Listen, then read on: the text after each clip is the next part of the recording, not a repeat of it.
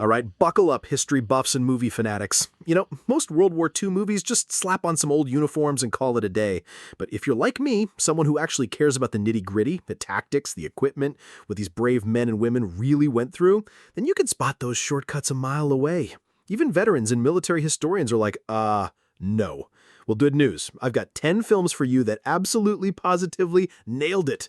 From submarine crews to medics under fire, every single film on this list has been praised by the experts for getting the hard stuff right. And yeah, I've got actual quotes from military experts to back me up, because I'm not just making this stuff up, folks.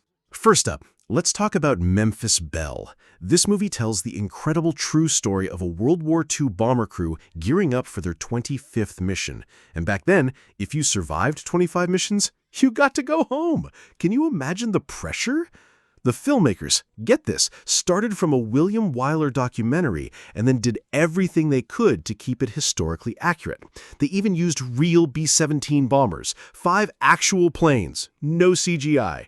Matthew Modine even wore his uncle's original bomber jacket and uniform. His uncle flew real missions in World War II and later donated that uniform to charity. How cool is that?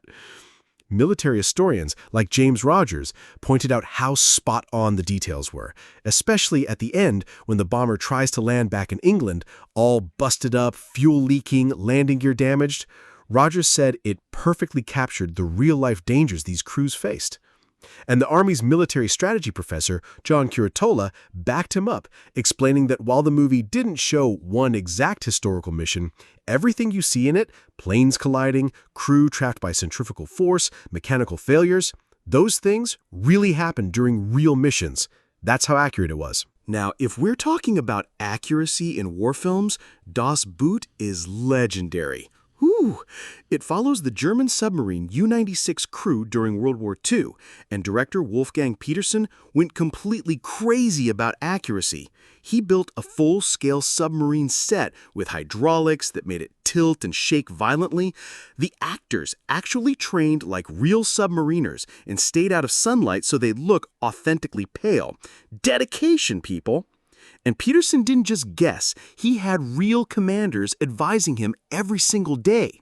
Even Heinrich Lehmann-Willenbrock, the actual captain of U-96, was there.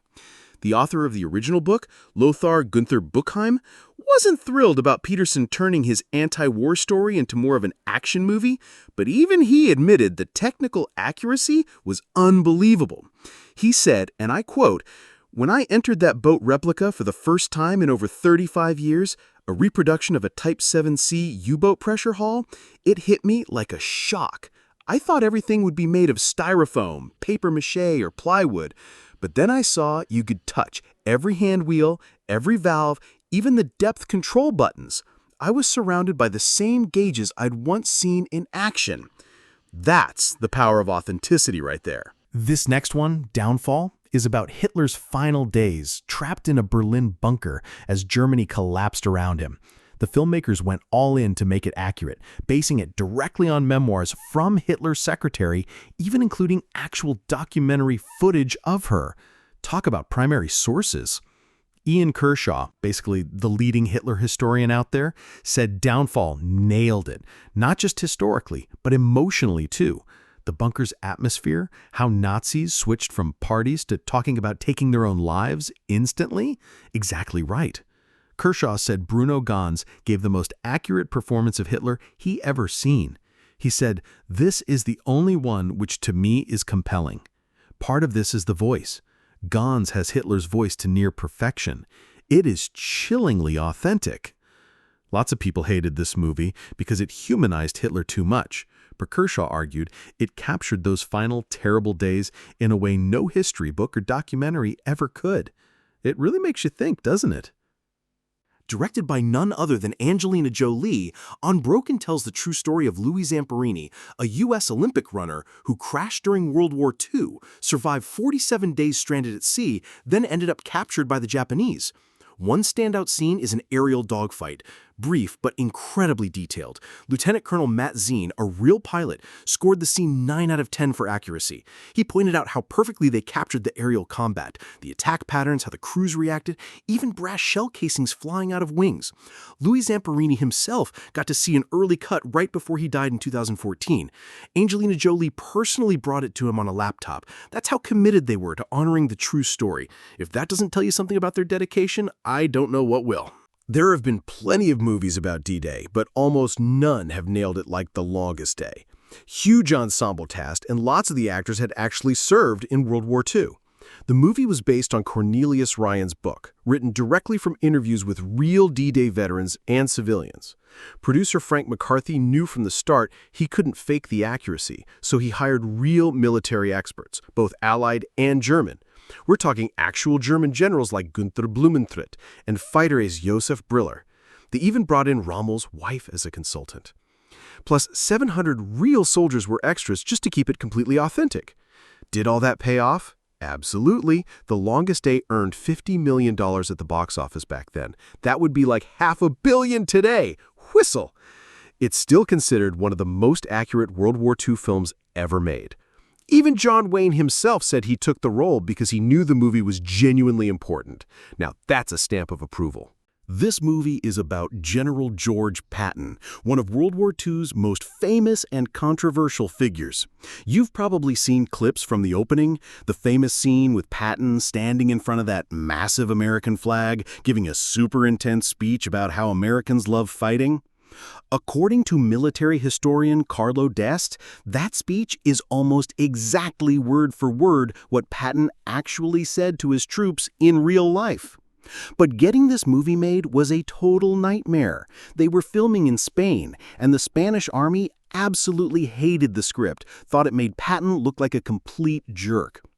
According to the producer, Frank McCarthy, literally had to bring in U.S. Army historians to convince Spain everything was historically accurate before they'd even let them film. When it finally came out in 1970, it was a huge success, making over $61 million. Critics were mixed, though. Some praised how real it felt. Others thought it made Patton look way too much like a warmonger. But Patton's family, who for years refused to let anyone film his life story, actually liked it. They thought it got him exactly right. Sometimes only family knows the true story, huh? Spielberg basically changed how we see war movies forever with this one. You always hear about the opening scene at Omaha Beach, and there's a reason for that. Military historian Paul Woodage interviewed actual D-Day veterans, and they all agreed. No movie before or since captured the chaos, the terror, and the confusion, as well as Saving Private Ryan. Spielberg actually wanted that realism because he grew up hearing real war stories from his dad and his friends. As a kid, he never understood why movies never felt as real as those terrifying stories. So when Spielberg shot the Omaha Beach scene, filmed in Ireland actually, he went all in. Soldiers throwing up before hitting the beach, guys drowning under their own gear, gunfire shredding troops the moment the landing ramps dropped. It was exactly what really happened. It's tough to watch, but it's important. Another Christopher Nolan masterpiece, and the thing historians keep saying is just how close he stuck to actual history. It's based on the book American Prometheus, and Nolan basically used that as his blueprint. Science historian Alex Wellerstein pointed this out, saying Nolan nailed the details, both the science and Oppenheimer's complicated personal life. Some scenes in the movie are exactly how things happened historically. Sure, there are little dramatic tweaks, but overall, it's incredibly accurate. Oppenheimer himself is tough to portray. He was complicated, and historians still argue about him all the time. Nolan didn't dumb any of that down. He kept things complex and still kept people interested for a solid 3 hours. That alone is pretty impressive. Another Nolan movie, and again, super authentic, no fake CGI here, no green screens. Nolan insisted on using real planes, real ships, even painted the ships in the exact British Navy colors from the war. Whew. An Air Force historian, Lieutenant Colonel Matt Zien, praised a lot of details here, especially a scene where Tom Hardy's pilot torches his Spitfire after landing. Turns out that's exactly what British pilots did back then to keep advanced technology out of enemy hands. Zien said it's even standard procedure today. And the dogfight scenes? He pointed out how Nolan got the flight formations exactly right. Early war British Vic formations, historically dead-on accurate.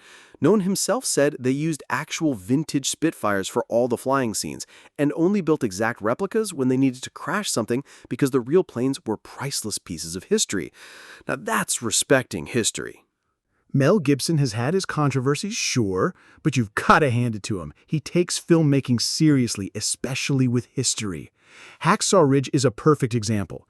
This movie is based on Private Desmond Doss, who went into one of World War II's bloodiest battles with no weapon at all because he refused to carry a gun for religious reasons. He was a medic, and in 1945, during the battle at Hacksaw Ridge, he literally stayed behind alone after his unit retreated, pulling wounded soldiers out from heavy Japanese fire and lowering them down a 400-foot cliff. By the end of that night, he'd saved about 75 men. Desmond Doss died in 2006 before the movie got made, but his son, Desmond Jr., said they finally agreed to this movie because Gibson promised accuracy. Hollywood had wanted this story for decades, but Doss always refused. He didn't trust anyone to do it right. Gibson took it super seriously. No obvious CGI, no cheap tricks. He matched events exactly to Medal of Honor records, consulted military historians constantly, and made sure every detail was accurate. And audiences responded. At the Venice premiere, the movie got a 10-minute standing ovation. That's what happens when you get history right. The 10 incredible films highlighted here demonstrate a profound truth about cinematic storytelling. When filmmakers genuinely care about the past, about the nitty-gritty details, the results can be truly spectacular, far surpassing mere entertainment. These movies aren't just spectacles. They are immersive, historical experiences, allowing contemporary audiences to connect with the realities of World War II on a deeper, more empathetic level. They honor the memory of those who lived through the conflict by refusing to sanitize or simplify their experiences. This commitment to authenticity extends beyond just the visible props and uniforms. It encompasses the psychological realism of the characters, the strategic and tactical accuracy of the battles, the emotional weight of personal sacrifices, and the moral complexities of the choices made under duress. By meticulously recreating these elements, filmmakers transform historical facts into living, breathing narratives that educate, inspire, and provoke thought. They ensure the sheer scale of human suffering, the ingenuity of survival, and the profound heroism of everyday individuals are understood and remembered with the respect they deserve. These films serve as vital historical documents in their own right, supplementing textbooks and documentaries by providing an emotional gateway to the past. They challenge audiences to confront uncomfortable truths, to marvel at human resilience, and to reflect on the devastating impact of war. The lasting impact of Memphis Belle, Das Boot, Downfall, Unbroken, The Longest Day, Patton, Saving Private Ryan, Oppenheimer, Dunkirk, and Hacksaw Ridge lies precisely in their unflinching accuracy. They prove the truth is not only stranger than fiction, but often far more compelling and powerful. So there you have it, folks. 10 incredible films that show when filmmakers really care about the past, when they delve into the archives, consult the experts, and go the extra mile for authenticity, the results can be truly spectacular and profoundly impactful. What do you think? Have you seen any of these? And did you notice the historical accuracy? Perhaps you even have a personal connection to some of the events or the expert commentary. Let me know in the comments. Your observations and insights are invaluable. And just between us, maybe I'll do a list of films that got it really wrong next time. Wink. Be sure to hit that like button and subscribe for more deep dives into the world of film and history.